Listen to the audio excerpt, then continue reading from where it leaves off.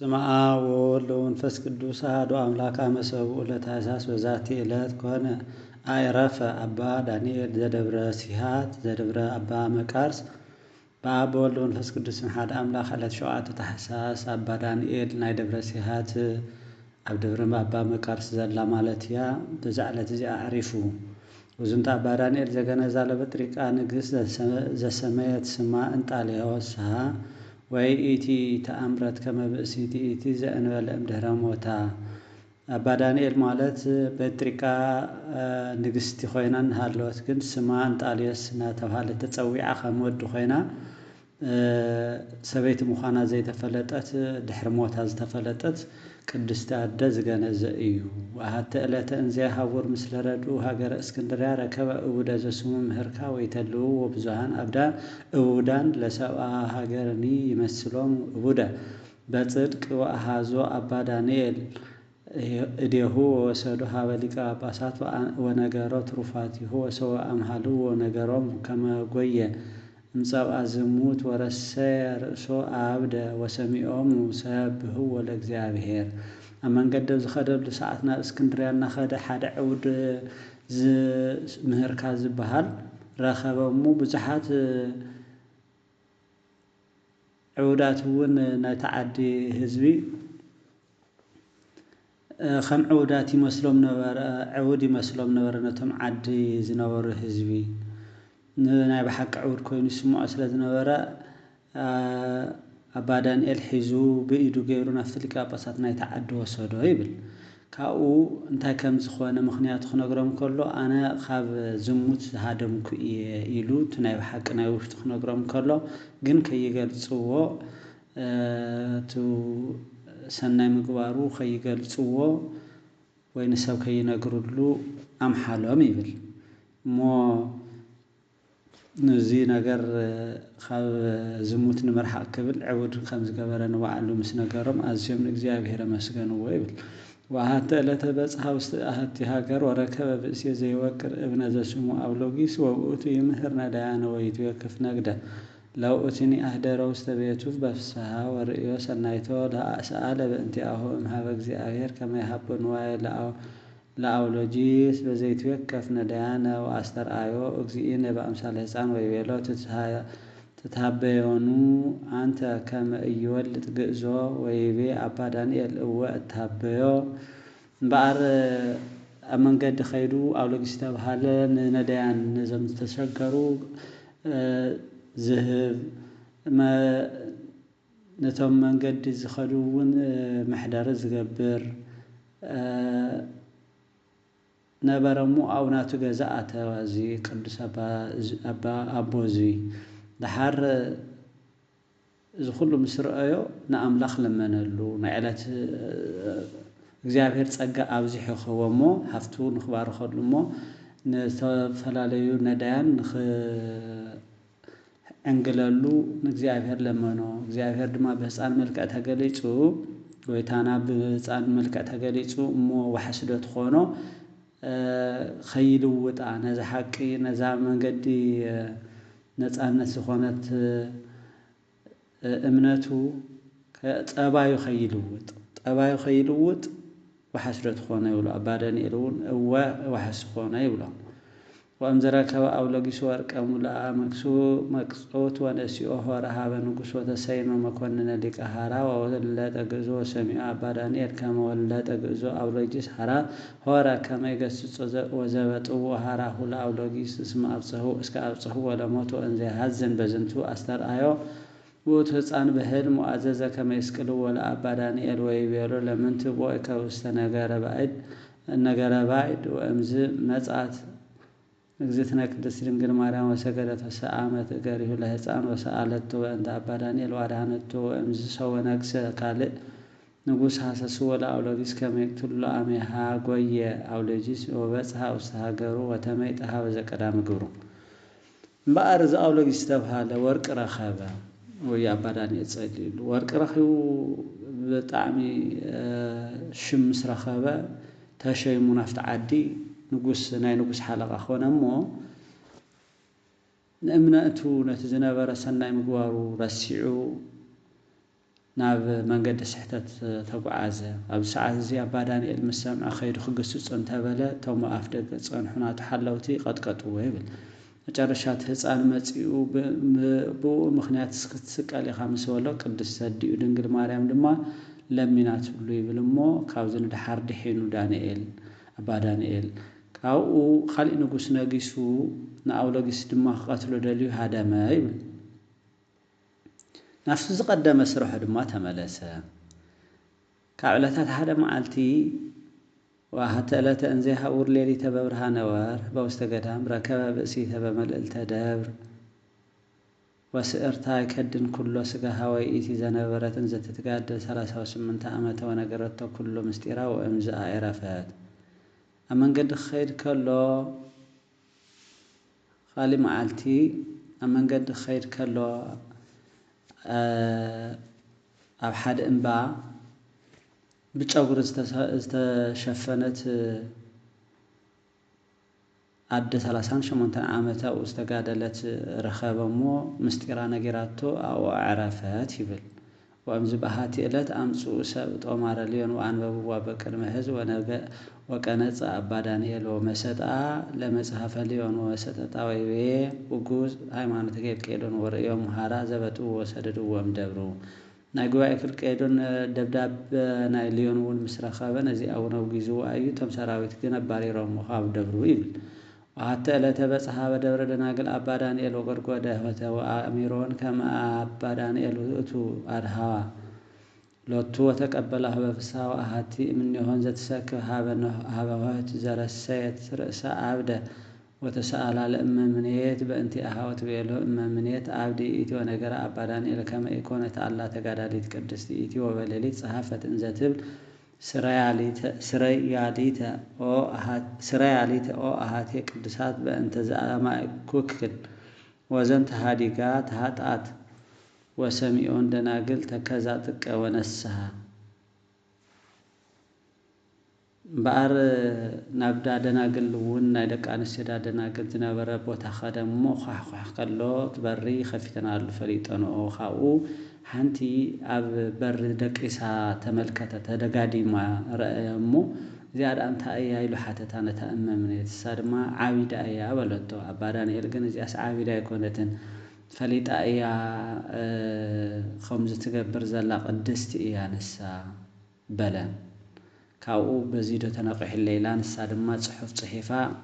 يقرتا قبر علي نعاخات كن سلازي حزن كخنيلا دبداب صحيفات لن كاو طفأت يبل نساتن كن عبدت كيران بمقصارن دما أزين تتناسحا بتعم حزينان زحاسو زنابرات خكل زي مخانو مستردع وحالو دبر زي نبرا وستيتو دناقل بزهات وأنقذوني صنو وأنسى سيطان لأليهن فيات كما يبربر نوان وتجهين وليك فيات ورسيق وعلي ديبرسو وتعاطف بأمثال أبا دانيال وحورا وقرقوده وطن ويبي أنا أبا دانيال ورئيون أرهاوه من القصايات وتقبله بفساه وحسب أقاره وترقيا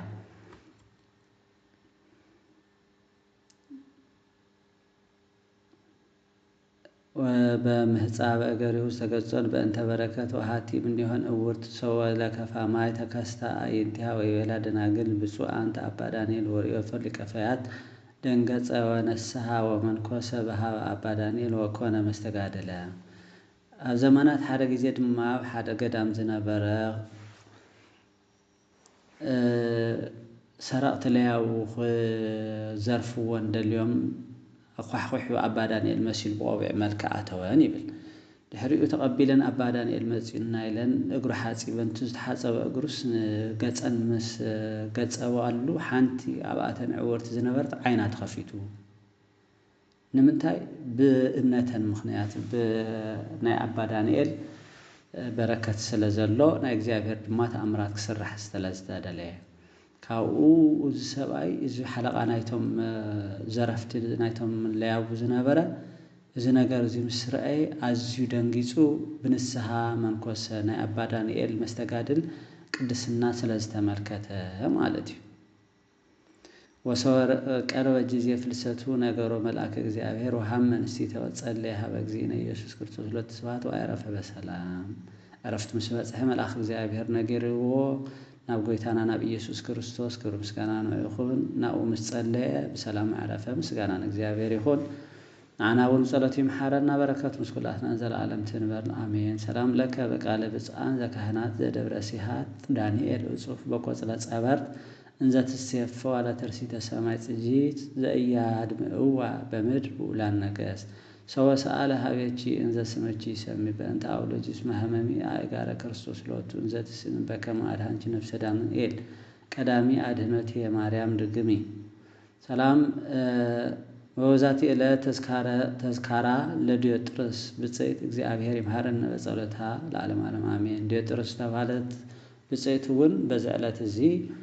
ዝኽሪ ግበረላ እግዚአብሔር ድማ በጸሎታ ይምሐረና ዘላለም ሰላም ለዲዮጥሮስ እንገቢረ ህሩም አበሳ ዘአብደረት መጥወ ተርእሳ በመክረ ዳንኤል ነብይ ኢየሱስ ሰው ጸለየ ብእሲ በወዮ መቅደሳ ሐመረ ስጋሁ አንጻሃት ለፍትወት ምርክሳ ወዛቲ ዕለት ከአይባ አረፈ አብኩር ወመስተጋድል አባ ማቴዎስ ሊቀ ምኔት ዘእምርት በደብረ እስዋን ባር በዛዕለት እዚኣ ክቡር መስተጋድል አባ ማቴዎስ ናይ ኣብ ኣስዋን ትርከብ ዝተፈለጠት ደብሪ ሊቀ ምኔት ዝነበረ ዓሪፉ ወዘንተ ቅዱስ ተሐጽነ እምንእሱ በፈሪሃ እግዚአብሔር ወመንኮሰ ውስተ አሐዱ ደብር እምአድባራት ወኮነ መስተጋድል ለበጾሙ ወጸሎት ወሃነ ጸሎቱ ማህደረ ውስተ ገዳም ወይትጌበር በእደዊሁ መርበብተ ወይመጸውት ሴጦ ለነዳያን በከመ ዜናው ገድሎ ወገብሮ ተአምሪሁ ለአርድእቱ አባ ሰራቢዮን ወአባ ህድራ ዝቅዱስ ሰቦዚ ካብ ንእሱ ጀሚሩ ናይ እግዚአብሔር ፍርሃት ሃልይዎ እዩ ዓቢሞ መንኪሱ ገዳም ሰዓተውን እንተኾነ ብጾም ጸሎቱ ተጋድሎ ይነብር ነበረ ስራሕቱን መርበብና ሰረሐ ይሸይጥሞ በገይሩ ንደቀ መዛሙርቱ ማሐደሩሉ ይገብር ከም ዝነበረ ገድሉ ዝጽሐፉልና አርድእቱ ዝኾኑ አባ ሰራቢዮን አባ ህድራ ይገልጹ ወእምንቱ ዜናው እንዘይብሉ አሃተ ዕለት እንዘንነብር አፋ አንቀጽ ማህደሩ ሰማይነ ቃለ በውሳጤ ማህደር ከመ ዘይትናገር አሃዱ ምስለ ካልኡ ወሰወቦነ አልወ ዘይረከብ ዘእንበሌሁ ወንቤሎ አቡነ እስመ ሰማይነ በአፋ ከመ ካልእ ዘይትናገር ምስሌከ ወሰወቦነ አልወ ወሰወቦነ አልወ ዘረከብነ ዘእንበሌከ ወይቤለነ በብዙ ትሕትና ኦ ደቂቄ አንሰ ተዘችሬ ብዙሃ ጣውኤ ተዛዋይኩ ምስለ ርእሴ ወአዘከርክው ዋለ ነፍሴ ኩነንያት ወጻይረ ሞትሂ እንተ ትረክበኒ ወይቤ አሌሎቹ ለማቴዎስ ነዳይ እስሜ አርቅዎ እምላእሌሁ አልባሰ ወያቀውምዎ ቅድመ መንበሩ ለእግዚአብሔር ልዑል ማእከለ ጉባኤ መላእክት ወማህበረ ጻድቃን ወሰማዕት እለ ይለብሱ ንጽሐ ወቅድስና ከመ ልብስ ወከመዝ ማዕዶም ለደጅቁ ኩነኔ ዘኃጥአን ወእሴት ዘጻድቃን እምበኣር ሓደ መዓልቲ በር ኮይና ይብሉ ዞም ታሪኹ ዝጽሓፉ ድምፂ ሰማዕና ናይ ክልተ ሰባት ዘረባሞ እቱን ተበልና በይኑ ረኸብናዮ ሰብኩም ሰኻ ክዳመጽ ሰሚዕና ነበርና አበደ አሎ ምሰኻ ይረኸብናዮ ምስ በልናዮ ደቀይ አነስ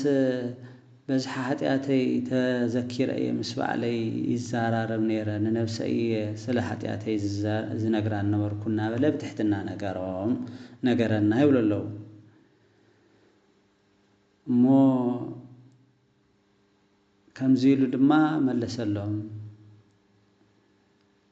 ማቴዎስ ነዳይ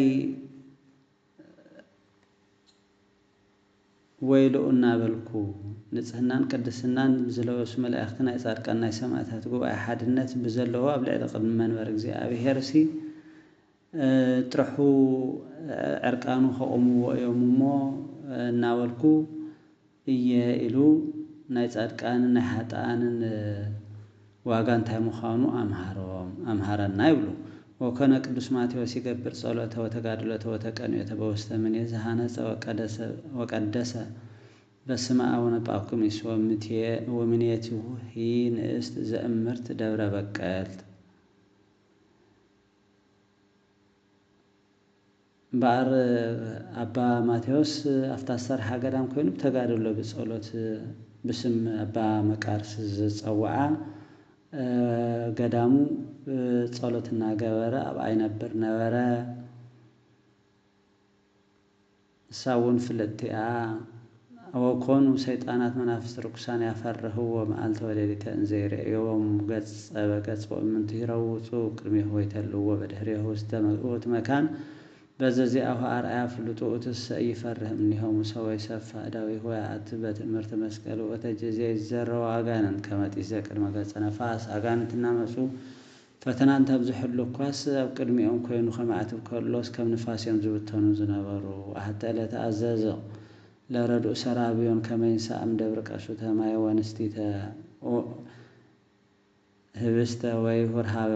በአቱ ዝሃለው ተስተገዳን ከመይጽንሆ በህየ እስከ ይመጽ ጀሰማ ወበጽሖ ሰራቢዮን ውስተባአት ሰዋርሃ ወርኤ ክልኤተ አራዊት አበይተ እንዘ ስኩዋን ውስታጤ በአቶ ፈሪሆ አጸወተ ወአርገ መልልተ ኮክ አባ መልሱ አባ ማቴዎስ ዝድማን ትረዱ ሰራቢዮን ካፍታ ማይን እሽቴ ወሲዱ ንሽተይ ትብላዕውን ገይሩ ናብ ገዳሙን ኸኣቱ ኣዘዞሞ ናብ ገዳሙን ተኸደ ናፍታ በዓቱ ማለት እዩ እንተኸደ ኣብ ውሽጡ ኣራዊት ኣትዮም ጸንሖምዎ ንኣቶም ፈርሒ ድማ ኣብቲ ኾኽ የብላዕሊ ኾይኑ ኣናኡ ወፀ ይብል ወምዝ መጻ ኣባ ማቴዎስ እንዘያነብ መዝሙረ ዳዊት ወሰወርዮ ለረድኡ አክሞሰስ ወይቤሎ ሰራቢዮን ለምንትኑ ይወእካ ውሳጤ በዓት እስከ መጽ አነ ሀቤከ ወይቤሎ ረድኡ አዊ ረከብኩ ክልኤተ አራዊት ወአብያነ እንዘ ይሰክሩ ወፈርሄ ጃሆም ይወኩ ኣባ ማቴዎስ ድማ ከምቲ ክመፀካ እየ ኢልዎ ነበረ እሞ ምስ መፀ ኣብ ልዕሊ ኮይኑ ምስ ረኸቦ ተኾንካ ዳና በዓትኻ ዘይኣትኻ በሎ ክልተ ዓበይቲ ኣውር ኣራዊታት ርእሲ ንኣቶም ፈሪሐ እየ እዚ ኮይነ ዘይኣተኹ በሎ ወይቤሎ አረጋዊ ብፁዕ ወየዋህ ወንጹሃ ነፍስ እመነኒ ወልዴ እስመና ሆሊታ 12 ዓመት እነብር ምስሌሆሙ ወአነ ዝሃፀንክዎሙ ወዘንተኒ ህብስተ ወማይ ዝኣዘዝኩከ ከመ ታምጽእ በእንቲአሆሙ ውእቱ እምበኣር እዞም ኣራዊት እዚኦም ኢልካ ፈሪሕካዮም ዘለካ 12 ዓመት ዝሓለኽዎምን ዝተንከባኸብክዎምን እሞ እቲ ምግብን ማይን ምግብን ክትወስድ ዝኣዘዝኩኸውን ንኣቶም እዩ ነይሩ ይበሎ ወእምዝ ሰው ኣርሃ ወሆተ መጹ እሉ ኣራዊት ሃቤሆ ለሃሱ ገሪሁ ለቅዱስ አባ ማቴዎስ ወኮኑ ሎቱ መስተባይፃነ ወተጋንዮ አብይ ወከዓ ወሎም ወተማየ እምነቀሱቶ ሰትዮ ህብስተን ይበሉ ወእምዝ ወጹ ገዳመ አባ ማቴዎስ ምስ ከፈቶ ትበሪ ተመውሽ ዝነበረ ኣራዊት መጽኦም እግሩ ለሓስዎ ካብኡ ትማሂቦም ምግቡን በልዕዎ ወዘንተ አባ ማቴዎስ ነበረ እንዘይገብር ተኣምረ እስከ መልአ ስሙዓተ ዜናሁ ውስተ ኩሉ መካን ወያመጹ ሃቤሁ ኩለ ድውያን ዘዚአሁ ደዊሆም ወይፌውሶም በኃይለ እግዚአብሔር እንተሃደረት ላዕሌሁ ትሰርሖም ስራሕትን ቅድስንኡን ድማ ኣብቲ ዓዲ ሙሉእ ተሰሚዑ ንድውያን እውን ናምፁ ይፍውሶም ነበረ ወኣሃዱም ተኣምሪሁ ኣሃተ ዕለተ ኣምፁ ሃቤሁ بأسيه بهام زوجت جانين وسونتصور لقدوس ماتيوس قال هذا أبي قال ونصحه استمر لبسي وصلي قدوس لا إلى زيت وأتوبة مرت مسكل وقوا سويها دهنا وأتو بأسي وجب قلبه وسمع وتناجروا هربيته بفسها قفتم تأمرات حدا خزارب زي خل سبب تعمل بتمرت مسكل قبيو بسمعته دحينو ناغزو بقلب تملس وسوي مصو حزباوي يعني يقرب لهم ما يدوي فينهم لبسلام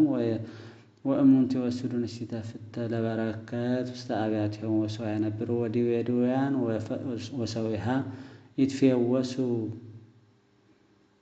ويسيبه ولእግዚአብሔር ሰባት ክመጹ ከለው ናغزو ሃአቱ ከለው بسلام نا تقبل مجبي أغريبو مجيبو إلى أخوم نبرمو نشتى كراس نحازو خاخيدهم نتنفو زحاممو خامط لهم كلهم نتمدو يعني فوس سلاد نورو نعم لا خي مسكن ونورو كالي تأمرون حد علت وعتلت أمسه أمهابه ولا تسنيت لاهي زبات تيجانين وبزوه وبزها جزية تسطط ألباسها وإيكل منه يكرها بها وكون أبوها واستأبيها زن وقدسني أبا ماتيوس صلى عليها وأهي وأكابي وزيت اسمه لأجزين يسوع كريستوس لو تسوها حنتي زحممتون كل جيزي خدانا زقددا غانين زحازا صبقتي ملكانيا نبرت ساونم تيملو تصليو قبل عليا مئنتي قنديل مس قبعه بسم غويتا ኢየሱስ ክርስቶስ خبر مسكانا يخون بسم غويتا ኢየሱስ ክርስቶስ مسكاب አድሓነት ይብል خالي ተአምር ሳልሳይውን بحد ዕለት